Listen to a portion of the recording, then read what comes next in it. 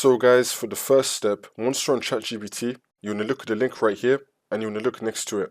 It's going to be saying view site information. You want to click on it. And now you want to click on cookies and site data. And then click on manage on device site data.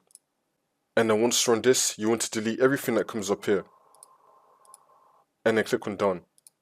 And now for the second step, you want to click on this again, view site information. And now you want to click on site settings. And then once you're on this, if you have any usage right here, you want to click on delete data. And then click on delete.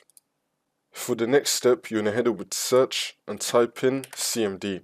Now you want to run it as administrator. And then click on yes. And then once you're on this, you want to type in ipconfig space / flush DNS. Click on enter. And now you want to type in netsh space winsock space reset. Click on enter again. And now for the last step, you just want to restart your computer and then the problem should be fixed.